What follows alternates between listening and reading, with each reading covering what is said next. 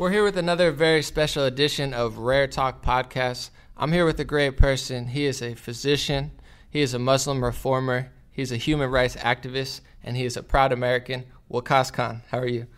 Pretty good. Thank you very much, Anomaly, for having me over here. Absolutely. I'm very honored. I met him at Politicon, and it was at a Ben Shapiro event, and everybody was asking questions. And I have to be honest, I want to say like 28 out of 30 questions were terrible. People were just kind of on their grandstand, not really making very good points. And then he came up, we spoke afterwards. So, spoke further, met at a coffee shop, just hung out. And he's got a really brilliant perspective, really smart guy, very common sense driven, and has great perspective on other countries as well. So maybe you could tell a little bit about your story. Oh, thank you very much. First of all, I feel really flattered by this amazing introduction. So I think maybe it's a little bit overrated, but anyway, I'll take it. Now it's the real deal. I mean, I meet a lot of people. There's a lot of good people, but you're definitely on point. You definitely get everything. So I'm glad to have you. Thanks once again. And so my name is Waqas Khan, and I'm a physician by profession. And I just want to put it out there, like whatever I'm going to say over here is by practicing my right of freedom to speech and as a political commentator and American citizen. So I'm not practicing medicine over here. So whatever I say, please don't take it as a medical advice. Okay? No lawsuits. Honestly, just listen, because the people who would come at you are the people who probably need to hear what you're saying the most. Okay. Yep. So once I've already put this disclaimer out there, so I'm going to start talking first of all about myself. So name is Waqas Khan. So I know first name may not be that common, but last name Khan, you guys must have heard, seems like a pretty common name, especially from that part of the world where I am from. I'm originally from Pakistan. I was born and raised over there. And some of you may know Pakistan as part of India before 1947, but later on it got separated and became its own country in 1947. So I was born in Lahore. That is the second largest city in Pakistan. And I graduated from a medical school over there, King Arab Medical University. It's the second best medical university in Pakistan. And then I came to US in 2006, right after 1 year of graduation. In 2006, I started my residency at Harlem Hospital in New York. I did that for 3 years. That's where I met my wife. She's an oncologist, a cancer and blood disorder specialist, and she's originally from Philippines.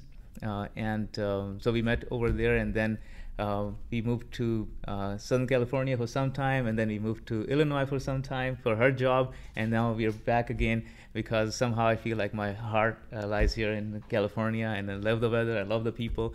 So I've been all over U.S., East Coast, Midwest, and West Coast. So I really feel that I have kind of have a taste of all sort of regions of U.S. Absolutely. And some people might actually recognize him. He had a video go viral on the World Cloud page. I believe it was talking about free speech and just, American stuff. So, on top of being a physician, on top of being an immigrant from Pakistan, you're a very proud and outspoken American with a perspective that I think a lot of people need to hear. It's common but unique in a way. So, maybe you could say a little bit about that. So I really feel very proud of being who I am, that is a Pakistani American. I'm very proud of my ethnicity. I'm very proud of my religion. But the thing is, like, when you become an American and when you say your pledge and your allegiance to the American flag, that should be your topmost priority. And after that, everything else becomes secondary. And I'm not saying in a way of downgrading your other associations or affiliations, but I'm just saying that when you become an American, you have to keep the American interests at the top. So as an immigrant, you need to make sure that whenever it's a conversation about American interests, then American interests supersede any other conversation, any other dialogue, or any other perspective. And I talk about things like that, and that have really made me receive a lot of backlash and criticism especially from my own community, but I have also received a lot of support from my own community as well. But these are very controversial topics, and I don't understand that just coming out and saying yourself as a proud patriotic American, why is it so hard, and why people take it as if you call yourself as a true patriotic American, then all of a sudden somehow you're hating the country or disliking the country where you're coming from. So absolutely, by no means I mean that. So, but it has taken me such a hard time to make people understand this simple point. It is strange. I know growing up, I felt like people were, maybe perhaps ignoring a lot of things in the world and in the country, and all you had was patriotism, and you had, strong religion in the United States, and it's almost like everything kind of went backwards. Now it's like if you're a person of faith and you love God and you love this country, you're like a racist, sexist, xenophobic person, where it's so strange to me that things have flipped so quickly.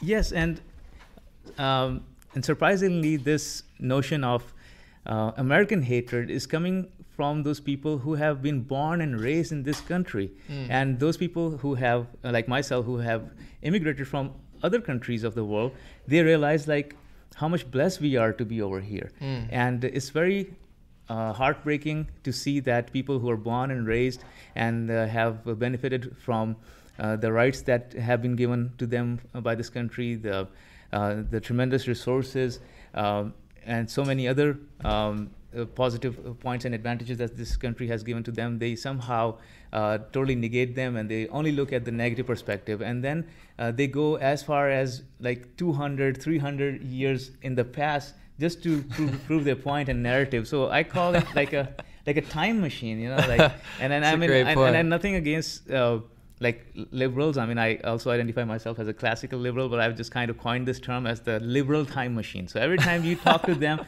they ride into this time machine and go back 300 years, or as far in the past as possible, to make their point. And then you have to play the music of Back to the Future in the background to make them come back to the future and tell them this is 2017 and we're going into 2018. Let's talk about what's happening now. That's so true. And it's interesting you say that, because I find the people that call privilege, oh, you're white privilege, you're American privilege, it's always American born and raised people who are so privileged to be American that they're negating their own privilege by calling everyone else privileged. And it's like they don't realize that their perspective has been molded by the privileges that they are either aware of because they keep talking about them, or they're unaware of because it's like the hypocrisy. And like you said with the time machine, it's so strange to me because certain parts of history, they go to like 3 parts of history. They leave out like thousands of years of history. They leave out, hundreds of years of history. They leave out what happened last year. They leave out 10 years ago. They leave out the present moment, which is the most important moment. So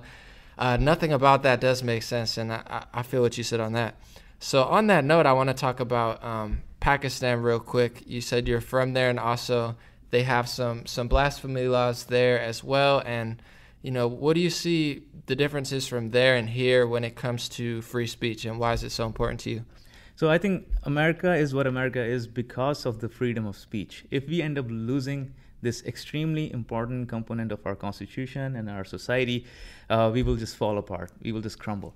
And I'm from Pakistan, and again, I have to mention it over and over again so that people don't call me somehow self-hater, or a person who just hates his own people or his own country or a community. Because you love your religion and you have love for it. It's just, and I have absolute tremendous love for Pakistan, and that is the reason I'm concerned about what Pakistan is going through right now. And that's whatever I'm going to say right now is out of that love, that concern.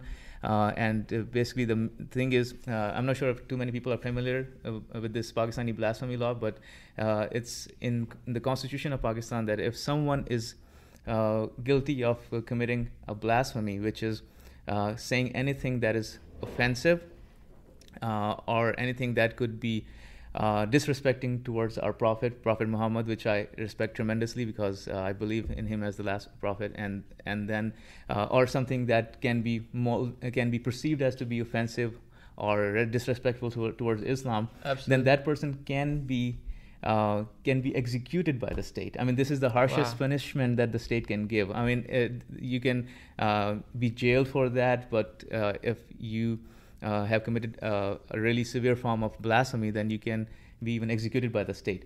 The interesting part is that so far no person has been executed by the state, because anyone who commits blasphemy or has just an allegation or accusation of blasphemy has been unfortunately killed, murdered, lynched by common people who call themselves like self-proclaimed vigilantes, and they proclaim that they are somehow doing the work of God, and they end up killing those a lot of time innocent people because the accusation has not been even proven yet.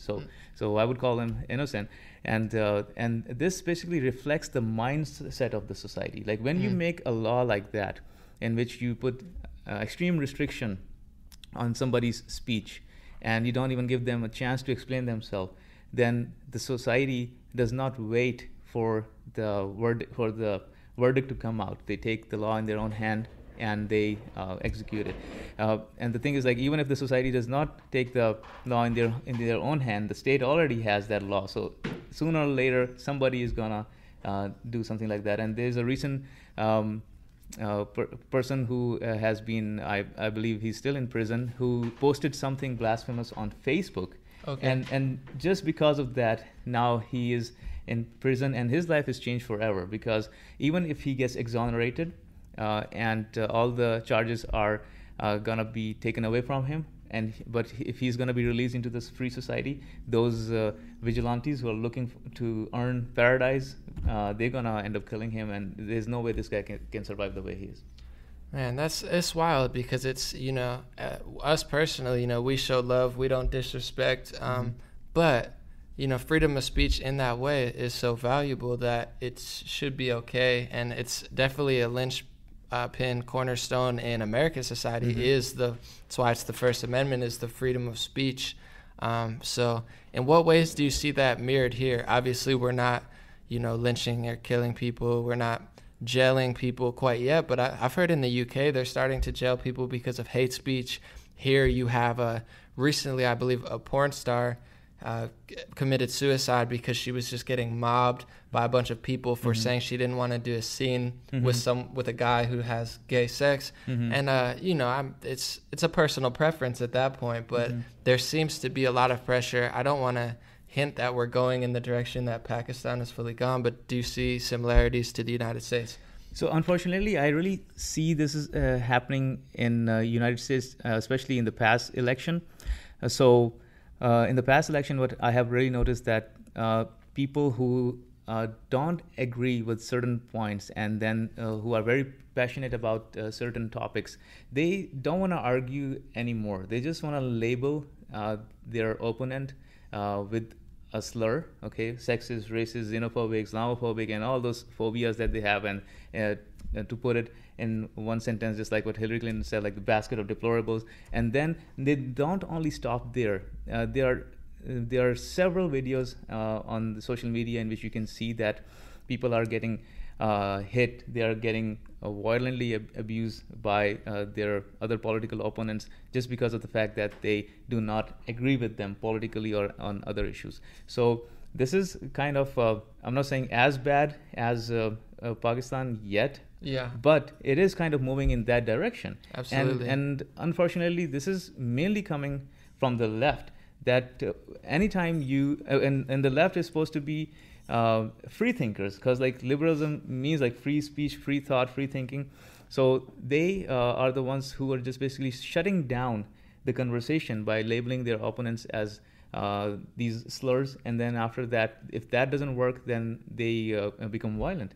And I think this is a very big concern, because I myself can tell you from my experience that I was at a political booth, and I was talking about the Republican policies and in the past election, and about the Republican point of views, and people just took so much offense of that they in the end ended up vandalizing our stall, and I was at a very credible threat of getting physically harmed, and the police had to escort me out. And this is not by some white supremacist or some neo-Nazi. That was mainly the people of my own community, of my own race, So that was something that I was really shocked to see, that somehow we have kind of brought that culture of intolerance from that part of the world all the way here.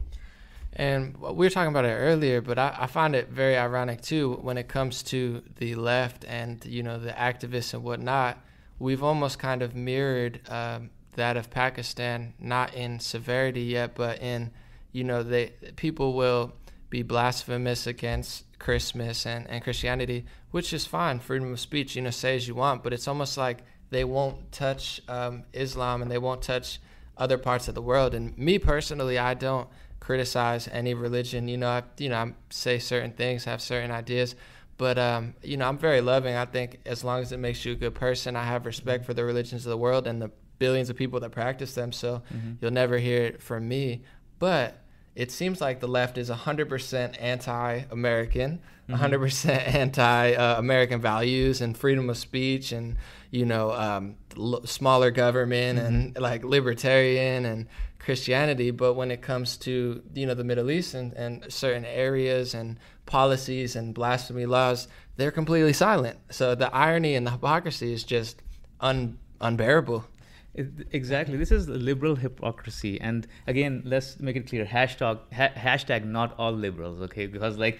This is extremely important. They're going to say, oh, you just mentioned 100%, you just mentioned all of them. He says he's a Muslim reformer. We're liberal reformers as well. We're true liberals at heart. We don't do it out of the hate. It's kind of like come on, guys, because all of these things we're supposed to care about, it's almost like the modern day liberals are doing exactly the opposite. So we're trying to reform them. And it has really led to a liberal exodus. I was myself part of the left, and I supported President Obama in the past 2 elections, and I proudly called myself as a liberal. But then later on, I realized the left is not the left they are supposed to be anymore, and they are gone extremely far left and radical. So for that reason, I started searching and realizing that the people on the right are actually kind of moving towards the center now. They also had some very extreme and radical views before, but they are kind of slowly leaving them behind, and they are now somehow becoming the torchbearer of the freedom of speech, of freedom of expression. And I still call myself as a classical liberal, which is now becoming a conservative position. Is to defend your freedom of speech and freedom of expression.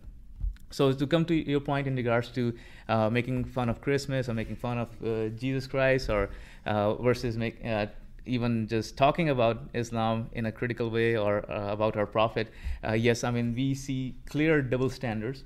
And I am not here to promote come on, start making fun of my religion or start making fun of my prophet. No, I would definitely not encourage everybody to do that. But if someone ends up doing it, I would not reply or respond by going violent. Absolutely. I would respond the way I believe my prophet would respond, with tolerance, Absolutely. by forgiveness.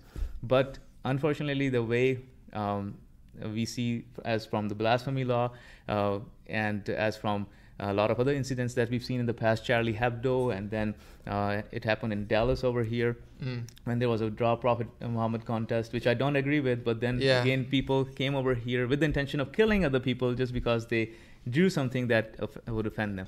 So my challenge is to all the liberals, especially the comedians, and then this Hollywood elite, like Ben Affleck, Batman on steroids, who defended Islam and he called it a race too, right? He called them racist. It's a religion. It's not a race. It's we are very diverse. So that was kind of ignorant. And you need to understand, it's an ideology, and the Muslim community is extremely diverse because we constitute around maybe roughly 1/4 of or 1/5 to or 1/4 of a planet, and we are extremely diverse when it comes to the thinking and the ideology itself, the race, and then some people will be extremely strongly adherent to some ideas, and some will be nominally adherent to that. So just to put it in a nutshell, we are extremely diverse community. So please do not paint us with the same brush.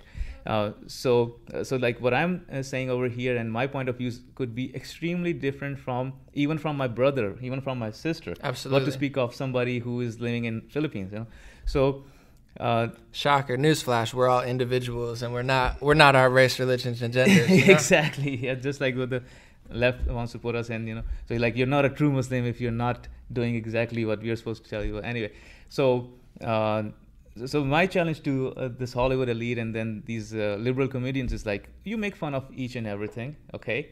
Have you ever tried giving a shot to Islam and the Prophet? You would dare not do that, because you know that you will be putting yourself at a very credible threat of getting physically harmed and even killed by saying anything offensive. But on the other hand, you do that with other religions and with almost no consequences. So I think those people who call themselves as liberals need to come out and say that we should hold everybody with the same standards. We should not be having different standards for different people. And this is like, I think the term which Majid Nawaz, who's another liberal reformist, and I agree with him on many points, and I totally disagree with him on many points, since again we are two individuals. He coined this term, or maybe somebody else in the past, but he uses very frequently, is the bigotry of the least expectations, that you hold one community to one standard and you hold the other community to a lower standard because you think that they are different, or they should be held differently because of their race, color, gender, skin, and all this stuff. So and any of these A-lister, Ben Affleck, Brad Pitt, Tom Cruise, will they be willing to play as Prophet Muhammad in any of the movie? I can bet you 1,000% that no way. So and again, I'm not inviting them to disrespect our Prophet, but I'm just saying that if our Prophet is a historical figure, okay, if I respect him, it does not mean somebody else is going to do the same. He can read about him and have a totally, completely different point of view. Just like we have a different point of view, but like in regards to Jesus, we respect Jesus and we consider him as a prophet and we really respect him. But people could be having extremely different point of views about Jesus, about Prophet Muhammad, about Prophet Moses, or whoever they want. And it's okay to you. And it's okay. Yeah. And you can talk to them. You can try to have a conversation with them, but you just cannot go and violently and physically harm them. So this is the whole point of view. Understandable. And on that note, I want to ask you about the right, because what I find from the right is, there are a lot of people that are new age and they're becoming less extreme. But when it comes to the Muslim religion, there are still a lot of people who are very worried. They're scared. They don't want to trust any Muslim. They think the whole religion is bad. What do you say to those people? Because I think it's someone like you that will, as opposed to someone screaming and fighting and punching people, I think it's common sense and stuff like that will kind of bridge the gap and let them see your perspective. So what do you think it is about the religion of Islam? Do you think it's a lot of people have their own interpretations? Some people take it, in your opinion, too far? Let me know what you think about that, and how there are a lot of people on the right who want to condemn everyone who is Muslim. So what I've noticed so far is that on the left, there's a huge notion of denial that there's any problem with the Muslim community or with the interpretation of the religion, and they just think like, okay, it's a fringe minority, and an overwhelming majority of the people are extremely peaceful, which is right to some extent, but it's not just a fringe minority. We have a significant proportion of people in our community who are extreme and radical, and they have changed our perception. And we really need to work very hard to change that perception. And on the other hand, on the right, there are people who, like you mentioned, they just totally criticize the entire community and entire religion to its extreme, thinking like there's no way that the Muslims can integrate and can purge themselves from the violent interpretation. So that, which is not true as well. And obviously we need to adopt a medium ground, and we need to have a conversation. And again, the only way to do that is to have a conversation. The good thing that I've noticed so far on the right is like the right wants to have a conversation. They want to have a dialogue. And I have done that personally with so many people. And the moment they hear that there's a Muslim who identifies himself as an American first, and who identifies himself as a patriot, and he puts American interests first, and then he's as concerned about American safety and the safety of the American people as we are. So immediately their concerns, they kind of mellow down, and then they start getting more candid with you, and, Totally. and as you continue with the conversation, they realize like, oh, these people are just like us. I mean, we were having just some misconceptions about them. But on the other hand, if you start talking to the left and telling them and confronting them, no, it's not all good, okay? There is some major problem going on, and I cannot call a cancer a flu, okay? Cancer should be treated as a cancer. It cannot be treated as a small, minor ailment. Then immediately they start calling you as Islamophobe, and they won't even notice like if the person they're talking to is a Muslim himself and he's a practicing Muslim. They just don't want to have a conversation. They would just shut you down, and then they would say, oh, then you're not a true Muslim. Okay, then you're a self-hating Muslim. Then you're like, all those things they can come up with, but having an honest conversation. And that's really what people are missing. I've seen it at Ben Shapiro protests and whatnot. Is the most ineffective thing you can do. The worst thing you can do is what the media is doing, is what the protesters are doing, screaming names at somebody instead of having a conversation. If somebody on the right, I feel, is being too ignorant towards a religion or too ignorant towards a viewpoint, I can beat them in a debate. I could have a conversation and we could duke it out. The fact that the left wants to literally shut down people's speech, it's interesting. You know, someone that practices the religion like you, and you know, someone like me that's very open-minded, and I don't like ignorance. I see negativity. I do see hate on both sides. You can have a conversation with the right, and even if they might not agree with you, you can get through. They're looking for facts. They're looking for a conversation. The modern day left has come to the point where they just don't want to hear it. So to me, you know, while the news paints the alt-right, and yes, there are fringe groups that are very, very ignorant, the real like danger is the not having a conversation, because like you said, it's the problem that the left doesn't want to talk about, and it for the good of Muslim people as well. You know, there was a big attack in Egypt at a Muslim mosque. So it's Muslim people that are affected by this as well. So it's a conversation that everyone of all religions and, you know, political backgrounds need to have for the sake of all people. It's not a white American thing. It's a global issue. It's absolutely a global issue, and by not confronting it and by not helping people like me and so many other Muslim reformers, they are doing a disservice to Muslim community, because this is a major problem. It could have been a small growth or small abnormal tumor, but now it has become a stage 4 tumor that has metastasized into the healthy body of the Muslim community. And now you have to take it extremely seriously, otherwise it's gonna basically we are pushing ourselves to our own demise.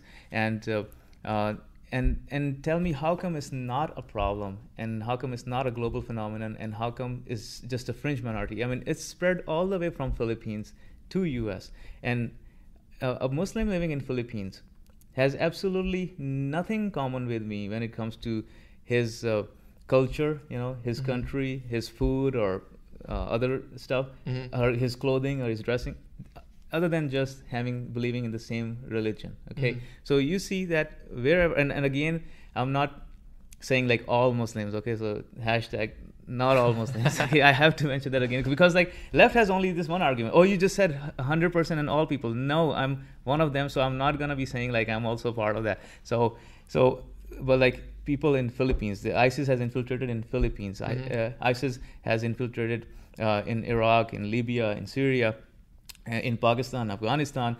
So they have similar groups in Somalia, in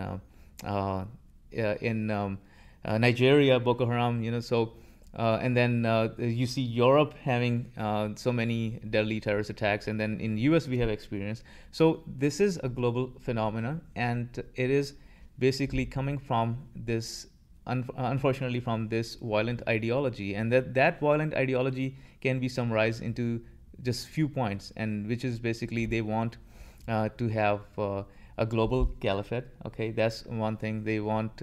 It's like a supremacist ideology, and they somehow trace it back to some of the hadiths, which like the sayings of the Prophet, and which have not been substantiated. They are a lot of time those sayings were collected like maybe 200 even centuries after he passed away, and it's more of a hearsay. And so it's not the original, like it's not from the original text. It's not really from the Quran. I mean, in Quran you can find some other violent verses just like any other holy scripture in the past, but at that time those verses have their own context, and you can at least say that, okay, since that context does not apply now, the circumstances are different, so they're not applicable. But with the hadith, the problem is like there are so many of those hadiths out there, and people have so much different interpretation. I mean, they have different interpretation of the Quran, but for hadiths is like things make even really get blown out of proportion. So that's one thing that they want. They want like a complete world domination kind of ideology, which we see in any other supremacist ideology. And then the other thing that we have is any blasphemer who criticizes Islam or who criticizes the Prophet in any way, that he should receive a death penalty. And then those people like homosexuals, they treat them very badly. So they have you see almost 10 to 12 Muslim countries having death penalty for homosexuals. Okay, and then you see women are treated extremely badly. Okay, and then you see very harsh capital punishments, leading from chopping off hands, stoning to death, and then also beheading, all that stuff which they want to implement in such sort of caliphate. And then they also want to have a death penalty for apostates. So if a Muslim, born and raised Muslim, wants to leave his religion, they just don't want to let him leave that silently. They just want to actually execute that. And the few points which I just told you are implemented in different Muslim countries to different proportion. How much, like what percentage, if you could guess, of Muslims in America or Muslims worldwide total think that those things are appropriate? So it's a very difficult and controversial question to answer, because the thing is, like, if I start throwing some stats, which I'm not saying that they are 100% authentic or have been substantiated. Yeah, just a rough guess. We're not statisticians. Let me give you an example. Okay, so Pakistan is the second largest Muslim country. Okay, it has almost 200 million people. Okay. Wow. So yeah, so it's big. It's the seventh largest or sixth largest country in the world. Okay, so now the people over there, they believe in the blasphemy law, like overwhelming majority, almost like according to some polls, like 60 to 70% people. And then not only that, they also believe in those other points that I just discussed about, like the harshest version of the Sharia law. Okay, and this is just Pakistan, and Pakistan is one of the more moderate countries compared to Saudi Arabia and Iran, which are like the Vatican of the Sunni and Shia households. Okay, so now these two countries, like Saudi Arabia and Iran, which are supposed to be the Vatican of the Sunni and Shia sects, they believe in almost, like, overwhelming majority in those countries believe in almost all of those points. And I know people in those countries can't speak out, because I've had like a woman contact me, and then I asked her about just the leader, and she was like, I can't even say that via Facebook message. Like, she couldn't tell me how she truly felt. So if there are people there that disagree with it, they're not very vocal, as you were saying earlier. Exactly. And so they have almost 30 million people in Saudi Arabia. Okay, they have almost 100 million people in Iran. Okay, so 200 million in Pakistan, 100 in Iran, and 30. So we're roughly talking about like more than 330 million people. And you can say, okay, if almost 70% or to 60% believe in those, we are talking about hundreds of millions of people who kind of adhere to some points, some of these extremist points. Absolutely. So that's why these organizations like Al-Qaeda, Al-Taliban, or ISIS, these organizations, when they keep on popping up, they just don't pop up out of nowhere. They pop up because they have like a following which is staying dormant. But the moment people or living on the edge, and the moment people cross the edge or cross that line, across the threshold, they end up joining them. But you say that somehow it's only the fringe minority who ends up joining and actually lifting up arms. No, it's the huge support, the sympathizers, those people who kind of agree on that ideology. And it's a lot of people. And that's why the recruitment is never ending. And the recruitment is not only coming from those countries. The recruitment is coming from all over the world. People even from Australia tried to join. People the from UK US, and from US. UK, from Sweden. I mean, you can name any European country and almost from... all you need is a computer now, really, and to be mad at the U.S. And that's why the irony of, the left, like, yes, the U.S. has done a lot of bad things. Yes, there are other countries they've messed up. A lot of people who support the president now, they're talking about all that stuff. But they never tell the full story. So even nonetheless, like, yeah, okay, you can criticize the U.S. That's great. We can agree the military did that wrong. But this issue is very, very real, and if they won't talk about it at all, it kind of ruins any argument they really have, because it's a full story they're not talking about. And if you don't like this country and you're really mad at this country, you have more of a chance of maybe sympathizing with these terror organizations. I'm not saying to not be critical, but there's a huge overlap of like the extremist left and the extremists in the Muslim world. So, and unfortunately, that's kind of a true statement, because if you keep on feeding this anti-American and America-hating narrative all the time, like somehow it's America's fault that the Muslim world is in such crisis the way it is, then obviously more and more people are gonna start hating America, even though they were born and raised over here. Absolutely. And or they have immigrated over here from other countries, and still they have not been able to integrate, assimilate, and love this country the way a lot of other immigrants love. So the thing is, we need to make them realize that it's not only the Iraq war or the Afghanistan war that somehow just opened up this Pandora's box, and then all of a sudden all the Muslim extremists came out of there. These countries have these extreme laws on their own. America, UK, or Israel, or India, they are not telling these countries to have such sort of extreme laws. They are not telling them to have such sort of adherence to this sort of a very radical and violent ideology. The American invasion has definitely made things worse, but it has not initiated or started the whole problem. And a lot of these religious wars between religions and inter-religions have been going on for thousands of years. So, since the beginning of time. That's why I find it ironic that people pick a certain point, place all the blame, and it's like we all have some growing to do, because we've been fighting since we've got here, wherever we came from.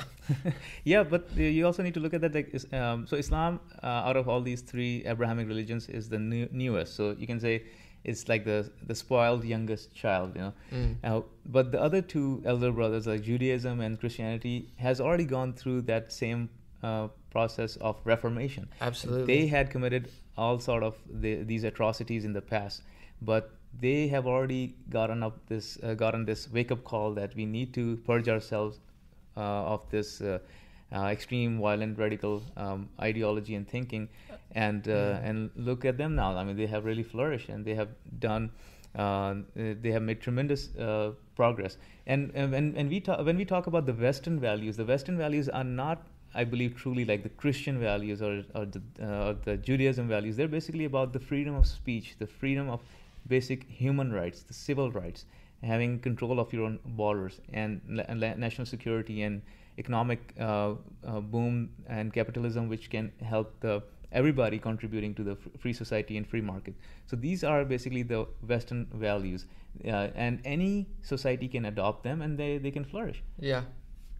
And I appreciate you saying all this. This whole talk, I think, is going to help both sides of the debate, because you kind of shatter the paradigm of both sides and make both sides listen. I want to ask one question for the critics, the extreme critics, because I get a lot on my channel as well, and I'm very kind. I have a lot of Muslim supporters, some who live in Michigan, who say thank you, and, thank you for sticking up for us, but at the same time, keeping it real. What do you say to people that are freaking out about, they want to bring Sharia law here, and any Muslim who says something to me, they're lying because that's in the Muslim text? What do you say to those people who are very concerned about that? So I think the Sharia law thing, in America at least, is a little overblown. I mean, there are people in the Muslim community who do want to bring Sharia law wherever they are. Yeah. So they obviously do want to bring that here too. But there's like I would say like the overwhelming majority of the Muslims living in America, they don't want that. They have kind of escaped from those sort of, so they don't want to bring the same thing over here.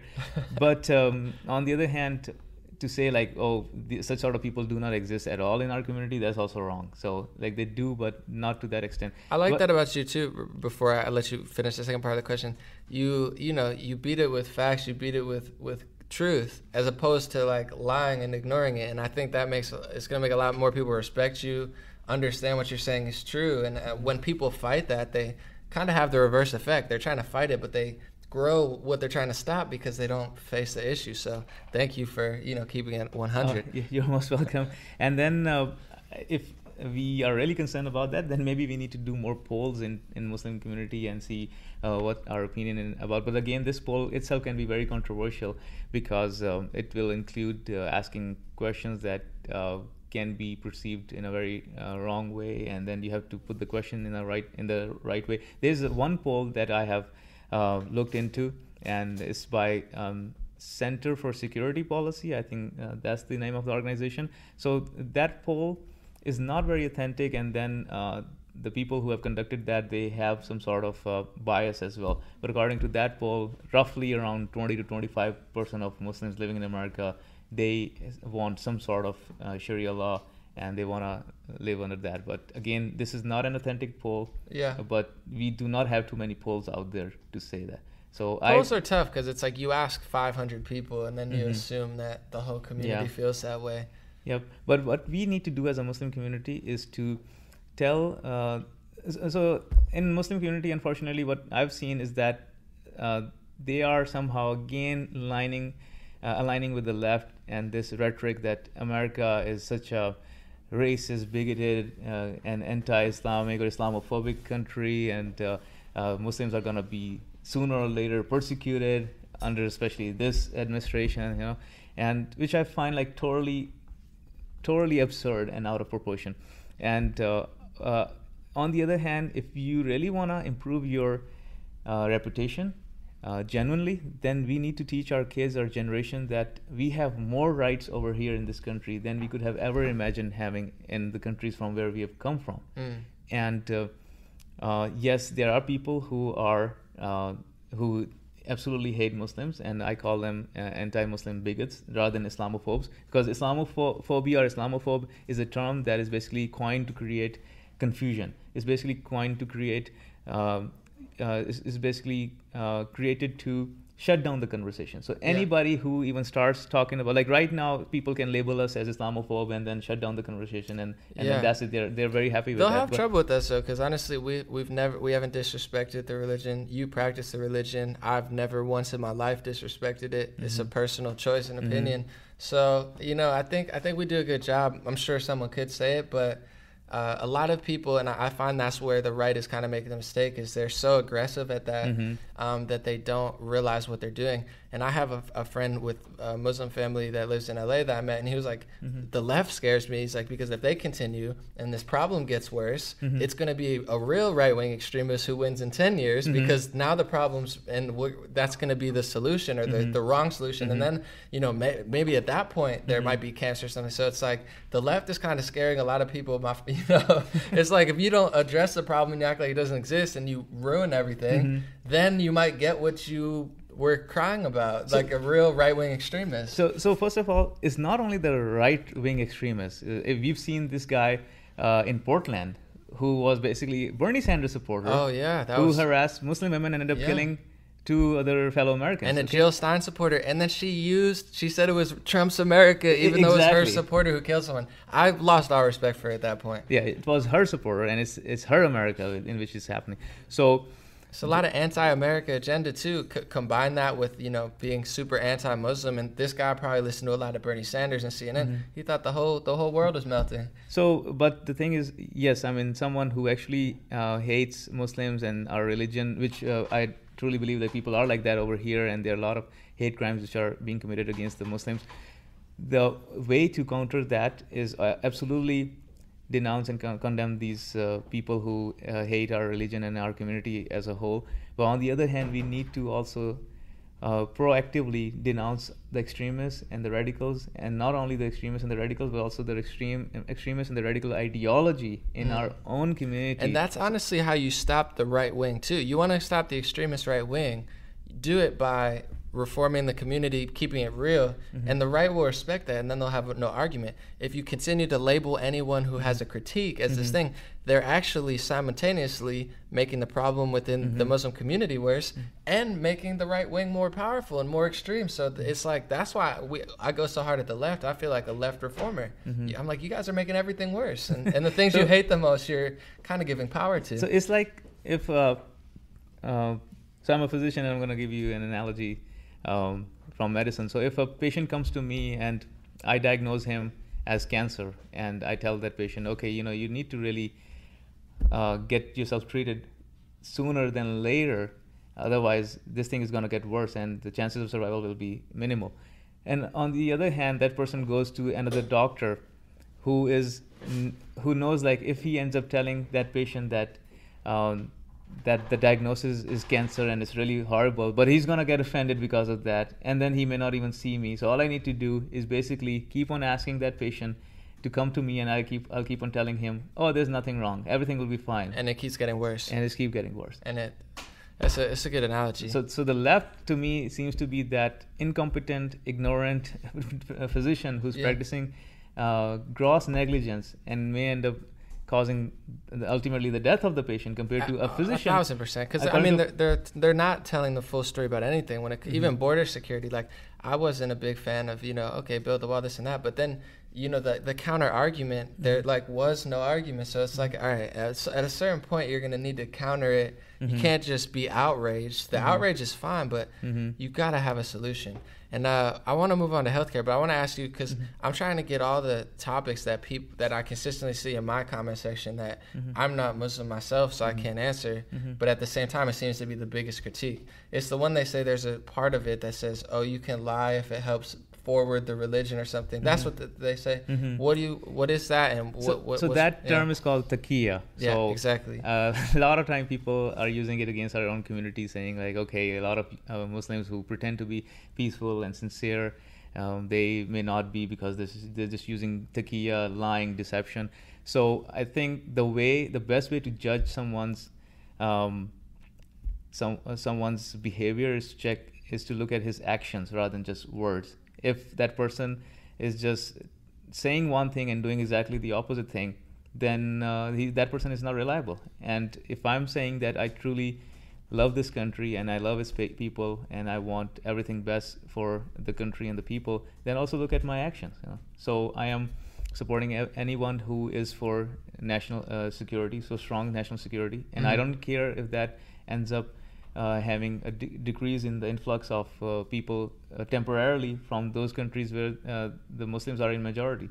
Because I also understand at the same time that those countries have, unfortunately, they are failed states, and then the chances of the wrong person infiltrating from those countries into America is much higher compared to other countries. And then same thing goes with the immigration. I want strong immigration so that the drugs and the crime and the illegal weapons from anywhere, it's not only just from one specific country or from one specific region, but from anywhere, cannot pour into our country. So this is the way you usually judge someone, if that person is really sincere with the country and with the people and with the society or not. And one last thing I want to touch quickly with this Muslim ban thing, and then that refugees issue. This was not a Muslim ban at all. This is such an absurd lie which has been propagated by the media, and media will discuss separately like how they have lost their credibility. But anyway, so I was out there, like I was out of the country when the second version of the travel ban came, and I was able to come in easily. Okay, my friends who kept on saying it's a Muslim ban, flew out of the U.S. at the same time and came back peacefully, easily, without any. And they even, one of them even said, like, this has been one of the smoothest transitions I ever experienced. Like, nobody ever interviewed. And I was like, well, don't you think the Muslim ban is in full swing? So like when such sort of things coming out of a Muslim, okay, of an American Muslim, like, oh my God, this is a Muslim ban. Okay, I don't agree with the first version, the way it was implemented. Yeah. Okay, but I was kind of a critic of that. Like, okay, it should not be like that, without any notice, without any, without informing people, and then all of a sudden catching them out like totally off guard. So, but the second version was much more organized. And it was, but still the left kept on calling it a Muslim ban, a Muslim ban. I mean, 90% of the Muslims can easily come in and out of America as they please, and it's only the 10% in those countries. And it's not only the Muslims; it's like no person of any ethnicity, of any religion, cannot come from those countries temporarily. Well, yeah, it's a big media branding. You know, they could brand anything, and they lied. But also, I read that the ACLU, who has been blocking it every single time, they admitted in court that if Hillary Clinton would have passed it, they wouldn't have blocked it. Their problem with it is because Trump's rhetoric on the campaign, which was probably not the best way to put it, but it's the whole problem with our fake society. We care more about words than actions, and we're willing to stop something that we know might not be a bad idea just because he said something wrong. So it's like the ACLU kind of lost my respect there. I know they do some great work, but if you're admitting in court that you'd block, you're blocking it because Trump did it, but you wouldn't block it if someone else did it. It's like, who's the phony? And I do not agree with his statement which he issued, and I've been a very staunch critic of his statement. And but I got the message which he was trying to convey. He didn't convey it in the right way, but seems like he does that with a lot of things. It's like he makes people mad with his words, but then because he's not a politician. Because that's the thing. I mean, we do not want a puppet politician who looks cool, who smiles, who dances, who can dunk the ball, and later on do all the crap in the world that you can imagine. I want someone who is upfront and tells me how he feels about me. Okay. Yeah. And then I can deal with that person much easily rather than a backstabber. And honestly, it's like I feel like Trump would love you because, you know, it's like if you, this is the thing with a lot of people that are very nationalistic. If you show love to them, same with me, they always say, you're the only liberal I listen to. It's like, liberal is a term, I don't think I'm that liberal per se, but it's like, I get the freedom of the first two amendments. I get their concerns. They're completely right about the media. They're completely right about the left. And you show them that as a Muslim or as a liberal or as a whoever, they'll probably love you more than the left will. So I spent 5 years in Midwest, okay? And the town where I was living in Illinois, it's a funny name. It's called Effingham, you know. So Effingham. So yeah, Effingham. It's a very small, extremely conservative town, okay? And we received tremendous love before we even like started supporting the conservative movement or the Republican Party over there, or came out as Trump supporters. And then once we showed them like we really agree with what you guys are agreeing with, the love just grew. I mean, it never, the religion, the ethnicity, the color, the status, and even political views, they didn't really care. They never cared, even political. Even before, they never cared. Yeah. They never cared if I. Oops. It's all good. They never cared who I supported before or what I believe in. They have always been extremely nice, polite, tolerant, and loving and caring people. And then I used to. I got invited into so many of their events, and they even gave me the opportunity to speak over there. And then when I got my my citizenship, which I got after almost 11 years of 11 years after I moved to U.S., they celebrated it with a small party. You know, so I'm just saying, like, just to say like somehow the right is racist and bigoted, and is this such a huge nonsense that is being spread on the left and also by the media, that you really start believing the people more, you know, than the media, because the media has absolutely lost the credibility. Totally. Let's move on to healthcare, because we could go. I think that's a good, really answering a lot of questions, you know, critiques and also misinformation out there. healthcare as a physician, and once again, we'll put out the disclaimer, don't get upset with him. He's just, giving his thoughts and his expertise and his perspective, which, if you disagree with it, just have a conversation, make your own video, get in the health field yourself, start a business. You don't have to tear other people down, but, what do you think about the current state of healthcare? What do you think about Obamacare and the Affordable Care Act, and what do you think about this universal health care that the progressives and the left-leaning Bernie supporters are so adamant about? Okay, so first of all, I again want to put this thing out that I supported President Obama in the past 2 years, okay? So, but Obama, and I'm a critic of Obamacare, but I'm not really saying like this is all crap and we just should totally rip it off. It's definitely helped some people, I'm sure. I mean, it is definitely helping, but I think there are better ways to fix the healthcare system. The problem with American healthcare system right now is that it has all the potential to be the best across the globe, but there are so many extra players in our system, which include the pharmaceutical companies. I mean, they have more leverage than they're supposed to, than insurance companies, which are almost running the whole show, then the administration, which are totally business oriented.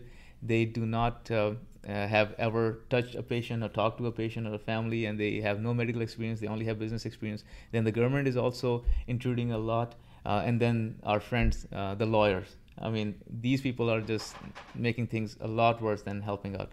So if you leave most of the healthcare to the physicians and to the patients, things can change for good dramatically.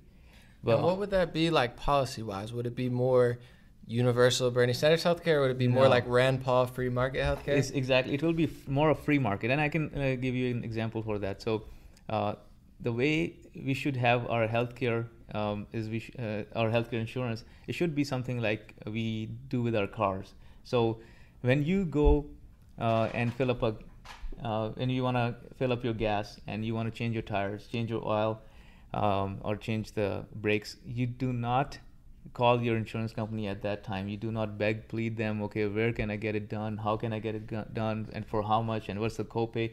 You just go and search around and get the best deal out of the market. And for that reason, the prices are staying on the lower side. But somehow if there's an extra player, like an insurance company, a third party comes in and says like everything needs to go through me, then they are the ones who are basically controlling the prices. And that's why the prices are so jacked up. And the hospital administration, they don't mind prices going up because they're making profits. The insurance companies, they don't mind making the prices go up because they make profit. Pharmaceutical companies, they don't mind. Lawyers, they don't mind. And politicians don't mind. Politicians don't mind. Because they're probably on the payroll. And the people who suffer the most are the American people.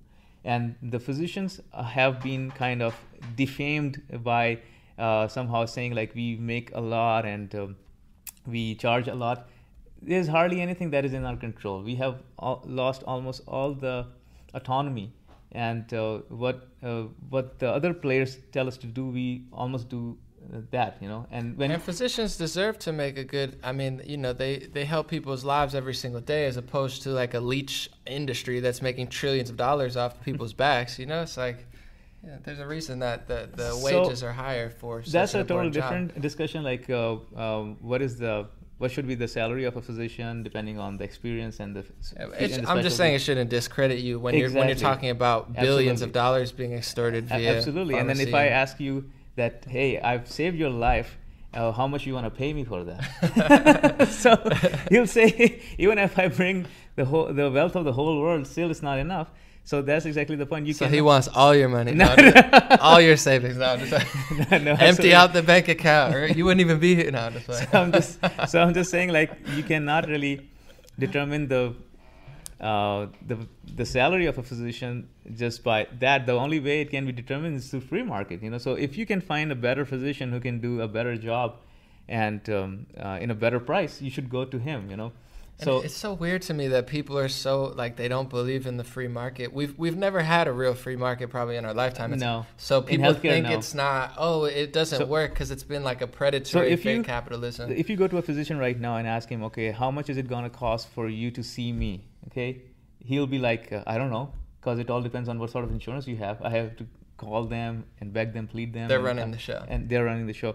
So it should be so easy. I mean, if you go to a freaking barber or a masseuse, he can tell you how much he's going to charge you for a half an hour appointment, for shaving, for fixing your eyebrow. But you don't know. You're like, I literally don't know. Exactly. So if you allow the primary care physician or like the outpatient care to be run on free market, the prices will automatically drastically come down, and the standard will maintain itself, because it will be a competition. No physician wants to put a bad reputation with his name. Okay, so he'll be delivering the best care with the best price. And but if you get sick, if you have a catastrophic event, like cancer is a catastrophic event. If you have cancer, if you get severely sick, and you end up going to the hospital, at that time your insurance should kick in. And then depending on what sort of insurance you have, I think it should be like, insurance should not cover all the time 100%, but it's your again, it will create a free market for the insurance companies at that time. So you get the insurance which is the cheapest and covers the most. So then it can cover either 70%, 80%, 90%, and you can pick and choose. So the problem with Obamacare is, like, Obamacare has given tremendous amount of leverage to insurance companies, and then they kept on putting more taxes on the medical devices, and other players in there. So all they did is just kept on jacking up the prices.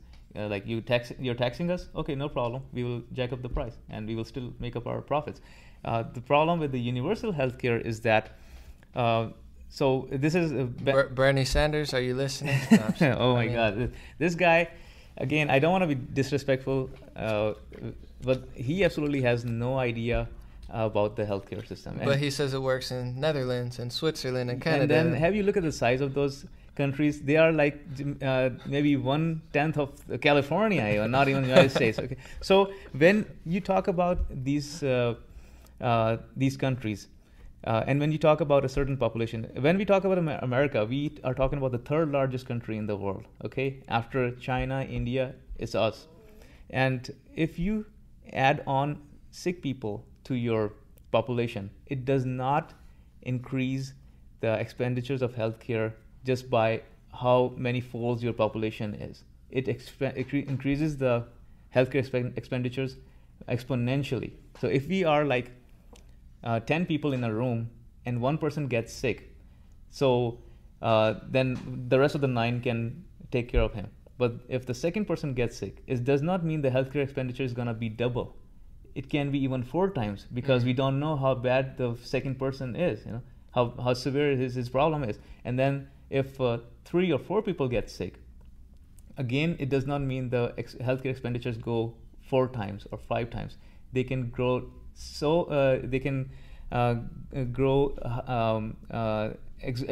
exorbitantly in an exponential way, that even the rest of the 10 people may not be able to take care of those sick people. So the same thing is with the United States healthcare right now. If you implement the universal healthcare in the United States, and according to Bernie Sanders' plan, it's gonna, I don't know, cost how many trillions of dollars, and you take away all the money from all the billionaires and the millionaires and the 1% that he keeps on talking about.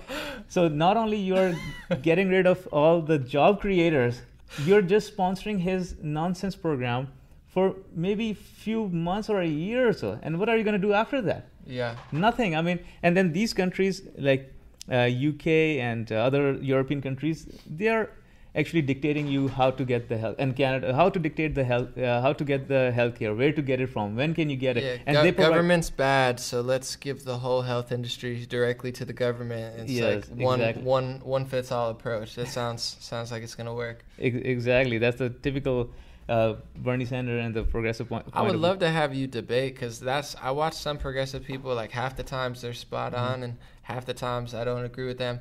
I've offered to debate somebody, and they texted me and told me to go F myself. So I blocked them on Twitter. I don't need those vibes in my life. So it's like I'm open to debate, and I'm sure you would love to have a conversation with someone. But I find that they like shy away from that because I think one honest conversation. No, I can tell you right now what they're thinking. Yeah, right now they're thinking, oh, this guy hates the poor people. This guy hates his patients. This guy doesn't want them to be healthy. And all that nonsense. And I'm telling you, from my perspective, after working in this industry for almost a decade, and then also thinking at the same time, like, if I am a patient, what would I want for myself? And what if my family becomes a patient? And it just takes a moment to become a patient from a doctor. You can, God forbid, can get hit by a car. You just can get diagnosed of a very bad disease tomorrow or something. So I'm saying from that perspective, I'm totally empathetic towards what they are saying, and I still want the best care, and I also want to maintain the standard. So in universal healthcare, the standard is extremely bad, and you will be hearing those people, oh, we got this procedure done without any problem, and it cost us nothing, and we are very happy about that. The thing is, like, you have not applied that system in United States, where we are talking about the third largest country, and then why we see so many Canadians, we see so many other people coming from the world for a good healthcare, and like especially for the specialties. So if you want to get a very good cancer care, if you want to get some advanced cardiothoracic surgery or a neurosurgery, you always look at United States, because with competition you have innovation, and you have research, you have progress, you have development. But once you just de-incentivize everybody, like, okay, this is your fixed salary, this is your fixed this is your fixed everything, fixed hours and fixed salary. So you're basically telling people, oh, we just basically need robots. We don't need people who are gonna be coming up with ingenuity, with innovation, with more development. So that this is another reason that the universal healthcare is not that much helpful. And it's a good point, because I think America, we were built on innovation. We've had so many medical breakthroughs, inventions, when it comes to planes, this and that. I mean, to take away the free market and to take away competition, you're ruining everything. I think, tell me if you think this is a proper analysis. It's like having food. The reason we have such good food is because there's so many different ethnicities and so many different styles of food and so many different restaurants. And imagine if they were like, let's just have one restaurant everyone eats. It's gonna feed all the poor people. So if you hate poor people, you don't want this. But it's like, you're not gonna get the best food if it's one government run. It's gonna be like prison food. So do you think that's accurate to the health industry? I mean, absolutely right. I mean, it's a very good analogy. And so basically, I think those people who argue like, oh, it's because you hate the poor people. No. It's not us. It's actually you hate the people because you don't want them to get the best care. You don't want them to get the best deal out of their money.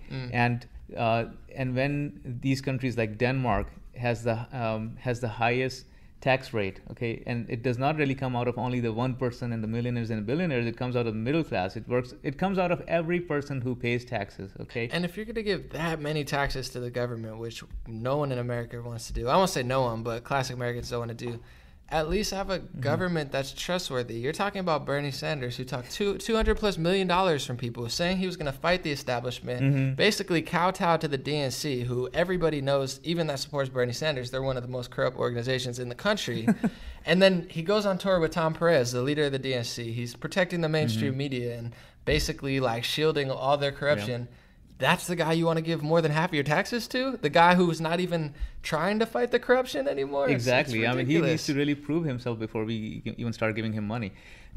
He already took my money and my time. He's not taking any more. Yeah, I mean, I'm really sorry for that, and I know it's not going to come back. So it's all good. We got the Bernie Sanders trap anthem. It's on Spotify, Apple Music. It's not all losses. There's some gains too. Oh, okay, cool. So again, I believe you're making that money out of free market, right? It was free market, yeah. Not socialism. He could have that money, Bernie. You could take. Otherwise, take every rapper will be getting the same amount of money, right? Regardless how good or bad their song is. Huh? That's the irony of that. I was doing thousands of hours of work for Bernie Sanders. I was trying to help this guy so much. I basically didn't even have a job. Like the amount of time and digital strategy, because that's my profession too, tens of thousands of dollars worth of work I gave to this guy. And people did not want me to have a single penny. They wanted me to be broke. Like Bernie Sanders supporters, they were like, oh, he's posting his own posts. I'm like, read what the post says. I'm helping Bernie Sanders. It's like I'm taking my time. Oh, you're just trying to promote yourself. I'm like, I'm helping. You know what I'm just saying it. So if someone else says it, I'll share their post. So it's like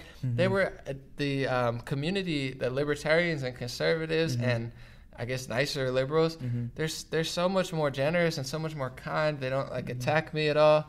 The Bernie supporters were way meaner than Trump supporters were to me. I'm just being honest. When I was supporting Bernie. I mean, well, that's. I'm really sorry that you have to really go through all that. And it's all good. There's some good ones too, for sure. But I noticed that it's a crab in a bucket mentality, though. It's kind of like a drag everyone to the bottom, as Dave Rubin calls it, the oppression Olympics. The oppression Olympics, I love that term because exactly. It's like we want to help social justice, human rights, but at a certain point, you're doing too much. I'm glad at least I have some victim cards. You know, like I'm an immigrant and I'm brown and I'm a Muslim. So okay, you're a guy though, so you're gonna lose in the end. Sorry. Regarding Bernie Sanders again, I don't mean any disrespect, but he has really taken our next generation into this fantasy land where there are like unicorns, you know, and rainbows. And he reminds me of my uncle who would buy us free ice cream. Okay, like let's go out and let me get you buy you an ice cream, and everybody's so happy, without telling us that he has borrowed money from my own father. So my dad would be telling me, so how was the ice cream? I was like, how do you know that we went out with uncle and we bought the ice cream? Wow. Because he got the money from me. What else? So, Bernie, you got some explaining to do. This chocolate chip is not from you, bro. So there's nothing free in this world, okay? And then the other way to really dispel this notion, like, okay, give us the money and we'll take care of you, is basically you're telling the people, like, you're stupid enough, you're just dumb enough that you don't even know when and where to spend your own money. The best way to spend the money is to give everybody their own money and have them keep it and retain it. Freedom. Oh no! Oh my God! I'm free to make my own decisions. That's so racist. You just said freedom. I'm free to make my own decisions, and I have more money to do so because I didn't get 60% of my pay cut taxed. So scary. Now your white privilege is kicking in. So speaking of this privilege thing, you know, so we did touch that a little bit. So when I heard about this thing, like white privilege, I was like so surprised. Like, okay, this thing really does exist, and does that thing really exist? And if it exists, does it exist for everybody? Because like I had extremely poor white patients in Midwest where I was living, and they didn't have money to buy their meals, you know, and their medications, and then totally. There are a lot of poor people, which I do agree that we need to help them out, and we need to help them out by local government and the state and donation and charity, and I do agree that to some extent we need to provide some sort of a safety net to those people who are really living on the edge. But on the other hand, I also want to encourage these same people to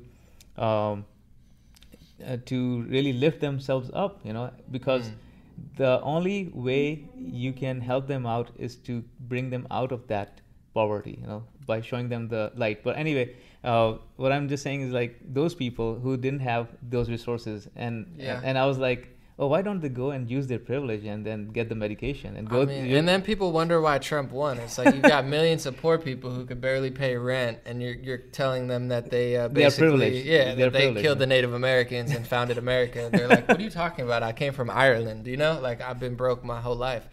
And I almost find, unpopular opinion, not that I care, I'm a go-getter, achiever, but I find that it's actually the opposite, because when you're a woman and nothing you do is wrong, no matter what you do, and you're always the victim. And you know, I just had a Lyft driver on the way here who's telling me, a Latino guy was saying his wife was an American woman. Not that their races matter, but I'm sure it did come into play when it came to law enforcement and whatnot. She said they got in an argument, they were both cheating on each other, and then she hit herself, and the police came to his work like, you beat your girlfriend, and he never did. She ended up in court crying and admitting she lied or whatever, so he got off after wasting tens of thousands of dollars on lawyer fees. But it's like, when you're a woman, you win almost every time in court, unless you cry and tell that you lied. And if you're a certain person of a certain color, it's hot right now, so it's like your opinion matters more. And the whiter you are, it's like I feel bad. I'm a little darker when the sun comes out. I'm part Puerto Rican, Italian, Polish, so I do well. But no, all jokes aside, if you're like an Irish, blonde hair, blue eyed, it's like nothing you say matters. Everything you say is oppressive. To me, it's the opposite. It's like you have less privileges now because everyone's playing this privilege game. Once again, the lunacy from the left I have ruins everything. I have more privilege in summer and I have less privilege in winter, because my skin color just fluctuates with the weather. Yeah, it depends where you go. You're like, am I on top or am I on the bottom? Yep. So, this is a very important point that you brought up. And then this statement that colored people, or sometimes like people like you hear it coming from some of the black political commentators, like, oh, the black people or the colored people cannot be racist because they do not have the institutional power and all that nonsense. Crazy. Millions of people believe that. And people really believe that. And I'm like, what are you talking about? This is the definition of racism. This statement itself is the definition of racism. All you have to do is travel anywhere, too. Go to Mexico. And they're a lot mean. They just recently put the consensus of having black people. Like, they didn't even recognize their black community until the last year. That's some real wild stuff. And to only think, of course, there's racism that exists here. I don't knock it, but to say that you can't possibly be racist, what could possibly be more racist than that? Then you could do whatever you want and say anything, and it's not wrong. That's American privilege, because if you're in other countries, you realize that that's nothing. So nowadays, one of the most easiest things to do in this country is to call a white person racist and walk away without any consequences. But if you do the opposite thing, like a white person does that to a colored person, that person will be lynched by the media, by the community, by all the activists, And they'll do any, like, if you're just like LGBT activist, it was like she walked up to a cop and like basically like with a knife, and then the cop shot her after telling her to walk away 5 times. Then they were like, she's a hero and that was so great. I'm like, you're telling people to walk at a cop with a knife. Do cops make mistakes? Absolutely. Are there corrupt, power-tripping cops? Totally. Should you walk at a police with a knife and then act like it's his fault? Like, at a certain point, we need to take accountability, because once again, now you're making police more violent and more, like, if we never address our own problems and blame it all on them, it's ridiculous. Yeah, unfortunately, again, I supported Obama in the past 2 elections, but the reason I started moving from the left to the right is a lot of time because of his policies. And then if I'm a critic of Obama, it does not mean I'm a racist. I'm criticizing his policies, okay? Yeah. Not him as a person. He could be a great dad. He could be a great husband, brother, and father figure, and whatever. But if his policies I don't like, then there's no way that I can be called a racist because of that. And then I see so many people who start criticizing you just because you're criticizing Obama, and they will just label you as a racist because you're not supporting this first black president anymore. They must do this on purpose, because with Obama, they've made this whole narrative that doesn't exist. It's why my channel exists and is doing so well, because I'm telling this simple truth, and it's not even that objective. They're lying about everything. It's like, okay, if you disagree with Obama, you're racist. If you like Trump, you're racist. If you don't like Hillary, you're sexist. It's like, what about who they are? That's exactly what Martin Luther King was talking about, the content of their character. Exactly. I have so many friends. I don't talk about them or brag about them or take selfies all the time, but it's like, I have friends like you that are Muslim. I have friends that are black and, doing this and that. Every race or religion, and I don't care. I care who they are. If they were black and they were shitty people, I wouldn't be friends with them. But they're good people. So it's like, that doesn't matter to me at all, but they act like they're trying to stop racism when they're actually the most racist ones. You can't even have a conversation. Like, oh, there's slave trade in Libya thanks to Hillary and Barack. Are you racist? Am I racist for trying to stop slavery? Like, that's how bad the conversation's got. Oh, my God. The only people talking about it are people on the right. People on the left, some people are like, oh, why is this happening? I'm like, because of this stuff you're ignoring, because you're calling everyone else racist. And now we have freaking slavery. So this is the thing. Like, we so unfortunately, Obama has divided us across racial lines, and then he has divided us even across the religious lines too, and he has divided us along the social status lines.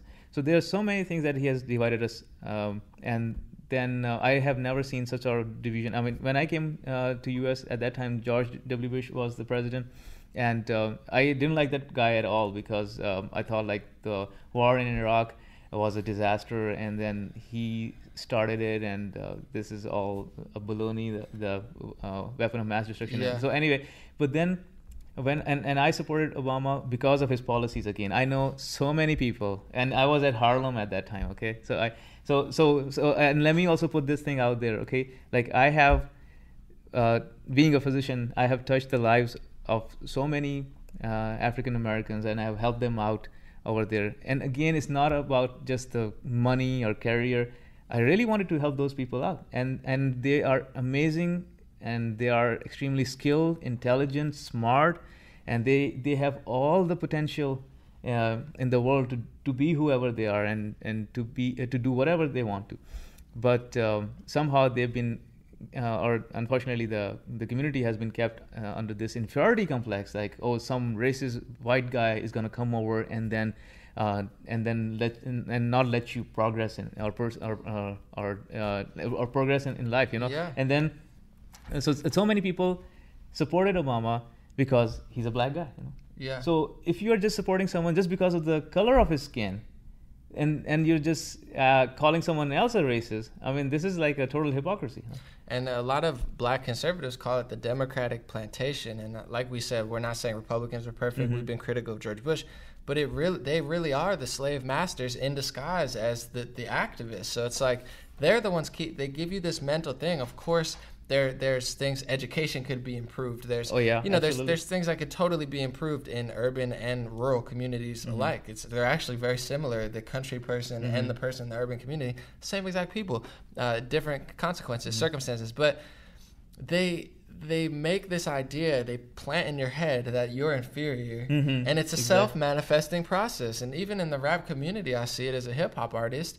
You keep saying these things, and people, you know, what if all the hip-hop artists, instead of saying, you know, drugs, money, guns, all this stuff, mm-hmm. were there, and there's many like Nas and even Jay-Z and whatnot, mm-hmm. but what if we educated our people? I know the education system's not doing it, so I'm trying to help educate people. Mm-hmm.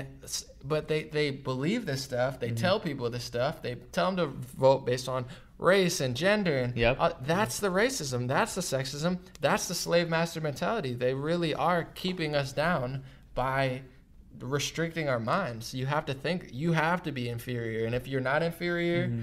they call you an Uncle Tom or something. It's disgusting. And which is itself a racial slur. Of course, 1,000%. Uncle Tom, house N-word, you know. I mean, Diamond and Silk and people like Candace Owens, mm-hmm. you know, get attacked very viciously. And, you know, you could be critical of certain things they do and policies and whatnot, but to just simply call them a slur because mm-hmm. they don't see themselves as oppressed. Mm-hmm. And it's that mindset that got them out of that. And you could start a business. You can actually excel further because conservatives are like foaming at the mouth to find somebody that's not white who thinks like them so they can show their friends so people think they're not racist. Because if they say it, they're racist.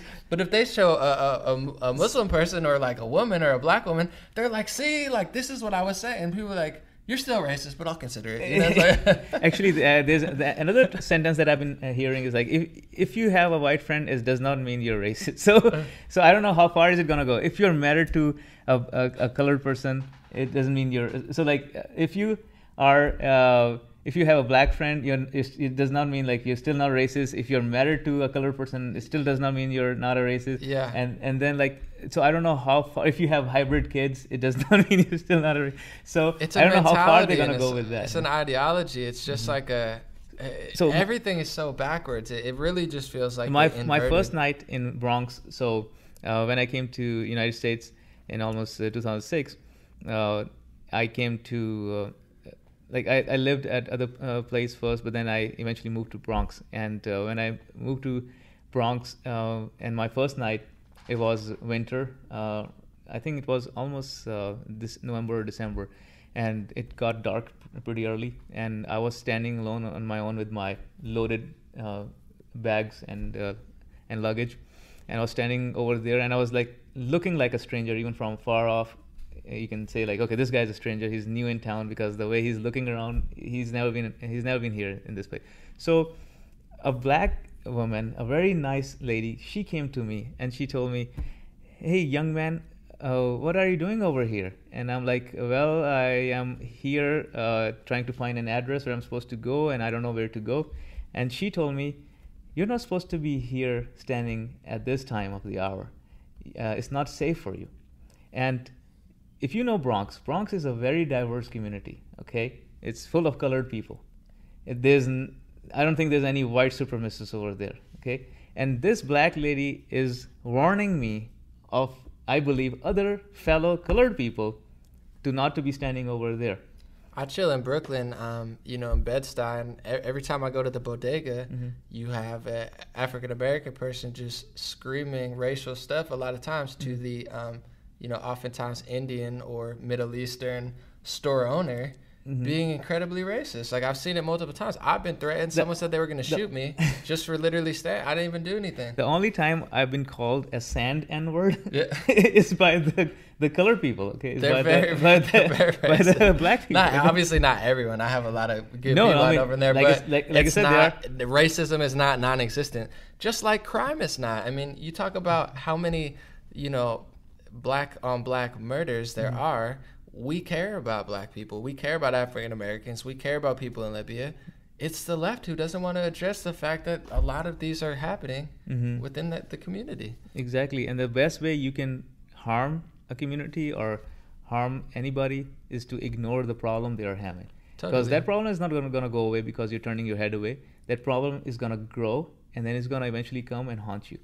And at that time, it will be really late for you. So I think... And this is when I talk about Obama, the thing which I really feel is that Obama got away from the criticism, from the deserving criticism, from the black community and from the Muslim community.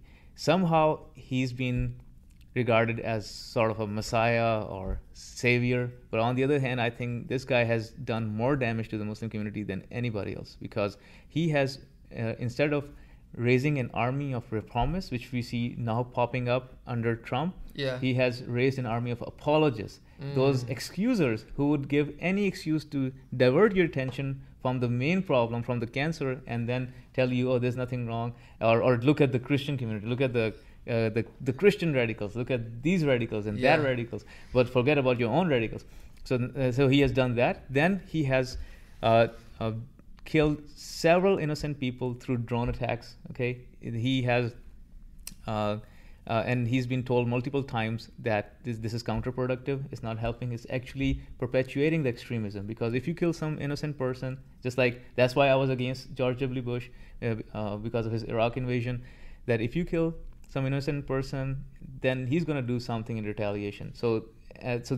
All those drone strikes too, not saying you should have them, but ISIS was flourishing under Obama. It's not an opinion, it's a fact. They were flourishing. They took over Iraq. They took over Syria. They were, like you said, they Libya. made it to the Philippines. Libya. There's slave trade now. There's organ harvesting there. Trump gets into office and they're almost completely eradicated. Last week, 2 weeks ago, Business Insider put out an article. Syria and Iraq, ISIS is almost completely gone. You don't hear anything about it. This is crazy. It seems like the left is upset that Obama's legacy, ISIS, has been eradicated. They're more concerned with fighting Trump and supporting Obama than they don't care about slavery. They don't care about organ harvesting. They don't care about ISIS. That's all the news talked about during Obama's. They had everyone scared of ISIS. You turn on CNN, they're talking about it 24/7. Now they don't even mention it because it's completely gone. This guy funded those moderate rebels, which turned out to be al-Nusra, remnants of Al-Qaeda, and then ISIS. And nobody really cares about that. And then when I asked my Muslim community over and over again, where was your criticism at that time? And where is your criticism even now, right now? You're just offended by Trump's one sentence. Oh, I'm going to ban Muslims. Okay, I'm also offended. I don't like that. But he has definitely changed that rhetoric, and he has gone from that to something much better. Now he's reaching out to the Muslim communities. He went to Saudi Arabia. He even praised Pakistan as well for their cooperation. So, and then another thing, he got American Muslim. Her name is, I think, Aya Hijazi or something. Yeah. Egyptian American Yeah. Muslim Egyptian from the Egyptian jail, along with her husband and some other fellow Muslims, and you still call him an Islamophobe, and you still call him an anti-Muslim. He's person. wild with the words, but actions, he's the real deal. And I think people like you should be on Ben Shapiro, should be on these major networks and get to that level, because it's having a conversation with someone like you of the religion that shows love to the religion without being blasphemous or hateful that will change his rhetoric for the better. Make him realize, because a lot of people are scared. When you have all this stuff going on in other countries, the average American's scared. They might not be right about a lot, but they're nervous. So making them feel more comfortable, then you make them less racist or bigoted when they realize the truth and when they realize the love is there. But if you keep yelling at them, meanwhile the problem overseas is getting worse and worse. I mean, of course the alt-right is going to be a bigger thing, because you're justifying what they're saying by your idiocracy. And if you look at this, whenever the right sees, like, okay, there's a fringe in their okay, first of all, I don't even really consider alt-right as really typical conservatives or part of the conservative movement. They're like totally something different, and they're like right now homeless. They're like looking for some platform for importance. For Is this an earthquake, or is someone coming in the building? You feel that? It's the trucks in the street. Oh, it's trucks. Okay, I thought it was an earthquake. Get that moment on camera. But no, thank God, like we're okay. it would have been cool though. I'd be like, try to get a viral video out of it. Be like, whoa, earthquake! Mondo, you get that? Oh, go ahead. Okay, so yeah, I'm glad we are not having anything like that. So otherwise, like, yeah, you keep on hearing these disasters, and it's like just this fire, you know. Yeah, it's so I hope weird it gets better. So anyway, so I was talking about the alt-right. So the alt-right, or even if you go further far right, is like neo-Nazis and all these other extremists. I haven't seen anybody on the right or the conservative side supporting them. I mean, they denounce them vehemently. It's only Richard Spencer. You almost feel like he's a ploy, because it's like he's on all the shows. Oh, yeah, he's getting all the coverage. He's getting all the importance. And then who's providing that coverage and importance to him? The left-wing media. Because I saw him talk to Charles Barkley, and it's like the ignorant stuff he was saying to Charles Barkley, you almost think he's a setup agent or something, because it's like he goes there and everyone's like, look at that guy. He's so scripted, you know. No one likes him on the right. Everyone hates him because he ruins it for everyone. Yeah, but the thing is, like, we are very clear about his criticism and denouncing him, and we don't want his support, his votes, or anything to do with that. But on the other hand, if you look at the left really marvel and glorify people like Antifa, which is another hate group on the left side. And it took them a long time just to even start criticizing them. And before that, they were like, oh, they are actually the vigilantes. They are the ones which are fighting for the soul of America. And Tim Kaine's son got arrested. The almost vice president of the United States' son was in that group. So stuff like that we've been hearing. So that's the thing when I see, like, okay, if you really want to hold moral high grounds, why don't you just come out and denounce your extremists? Okay, you expect us to do that. We are doing it because we have nothing to do with extremism. If people any person we see is really going to that extreme ideology or becoming radical, we absolutely have nothing to do with that person, and we denounce that person, and we want that person to change his point of view. Otherwise, he is not going to be a part of our movement. And it's the left that people always, oh, you're biased and you're slanted. It's because, one, the coverage on Trump is like 93% negative and it's 93% wrong.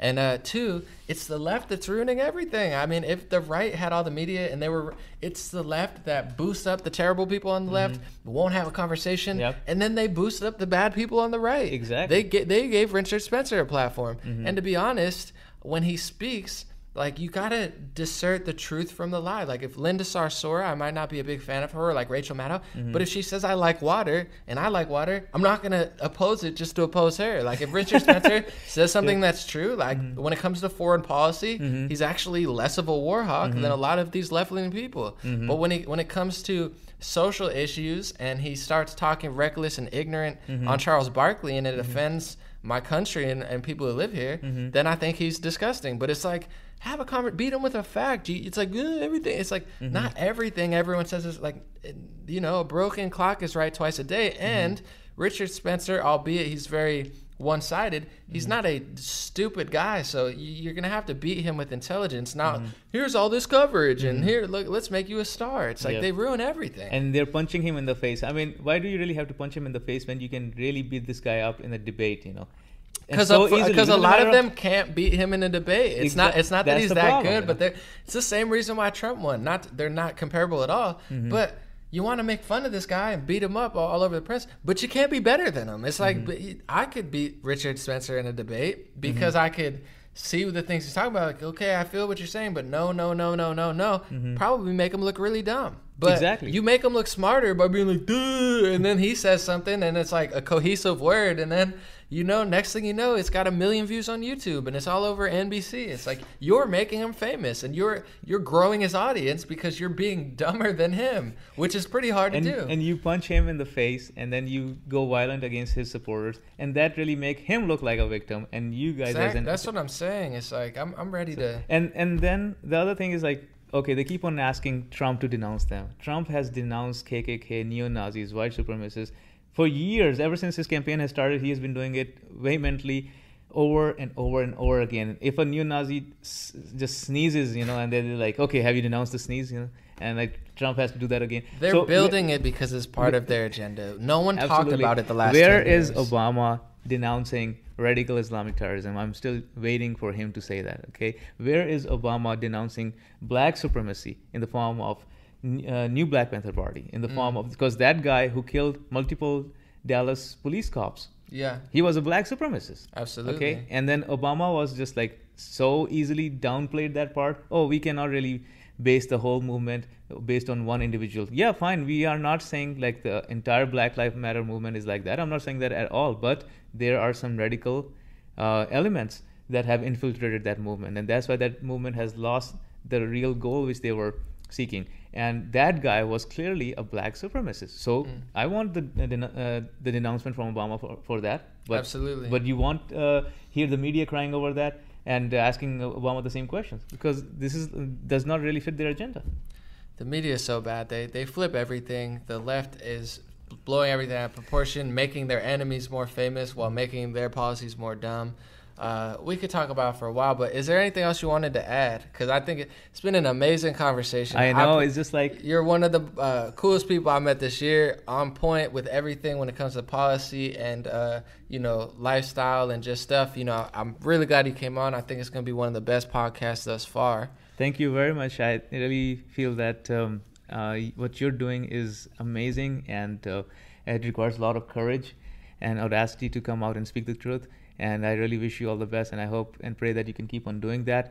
One thing which I would really admire you is that you have really came up with the counter narrative that the media is pushing. And I think we should close our conversation by talking about the media. And out of whatever has happened in the past few years, or maybe in the past 8 years or so, the only institution that has lost total credibility in my eyes is the media. So it's not even Obama, it's not Hillary, it's not Congress, it's not White House, it's not our judicial system, it's not the American public, but the only institution that has lost total credibility in my eyes is the American media. And I'm saying that because what I've seen is like these people are not reporting, they're not even giving you an opinion. They're basically character assassinating their opponents, and they're doing it in a very systematic way, in a very organized way. They are like kind of they're like assassins, but like the PR stuntman assassins, yeah. And then this stuff that you want to talk, like nowadays we talked about this, the sexual harassment allegations that are coming out, and they're just pouring out. I am just gonna touch them briefly, and especially in regards to Trump, and then also right now the Alabama Senator Moore. So I'm not blaming or saying that these accusers are liars or they are telling something wrong or they should not have done that. I think I am keeping them totally on the side. What they are saying that has yet to be substantiated. So I'm not gonna say anything about that. But what I'm going to say about the media is that the Access Hollywood tape about Trump, there are two plausible theories. So first of all, that the theory that the tape is tape is genuine. I mean, he said stuff like that. Okay, so but like, did he really went further and did practically something like that or not? Yeah. So let's suppose he did that. Okay, let's suppose everything he said actually happened, and those accusers are absolutely right. Let's start from there. It means that this liberal Hollywood media was sitting on that tape for 11 years. Wow, that's a good point. And they never reported that tape till they realized that this guy may end up winning the presidency of the United States. And they waited till the last second. Like the last second. That's such a good point. Wow, I never thought about that. So, that's true. If it really is as bad as they said it was, are the complicit. They sat on it for 11 years, and then they sat on it for 2 years during the campaign Absolutely. to wait for...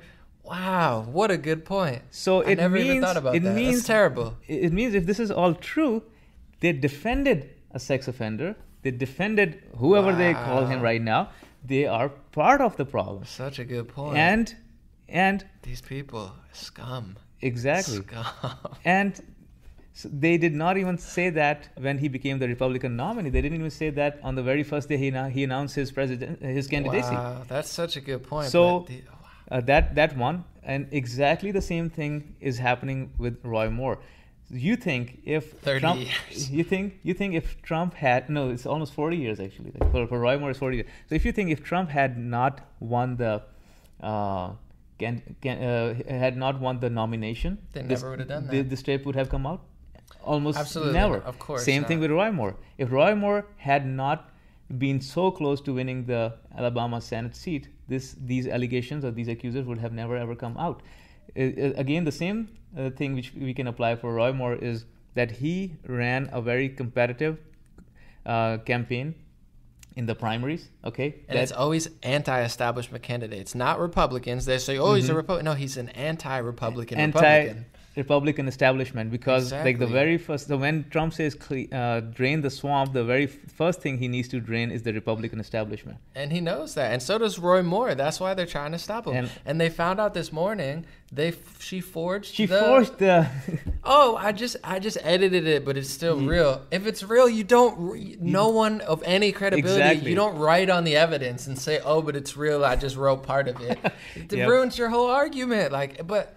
I mean, I could go on. No one can say how much is forged and how much is real. You know? Yeah, but okay, if I have a document and I write all over it and put a date on it, I would expect my whole credibility to be ruined about it, because I just it's an artifact. It's Egyptian, but I just drew a picture in the corner. Like that's why she was not handing it over for the forensic testing. But anyway, like I said, I'm not gonna blame the accusers, and I'm not gonna say that they are lying. During this whole argument about you're just saying they should have done it earlier to help these women. Absolutely. Right? Yeah. Because so I'm from that part of the world where if unfortunately a girl gets raped, the entire family, society, and community blames her. Okay, and they are the ones who says like, "Oh, it's your fault." Yeah. That it happened to you. Okay. In America, and I know, yes, it's not that easy, and a lot of times there's a lot of social pressure, and it's not that easy, but still in America, where you have this power of media, and then you have so many people that you can find who can empower you to bring your message out, you should have come out earlier, you know. And again, I have not been in your shoes, so I'm not gonna say anything to really blame you for that, but again, I think 40 years is a very, very long time. It loses credibility if these allegations, if they're true and credible, had come out sooner. That would have saved a lot of people.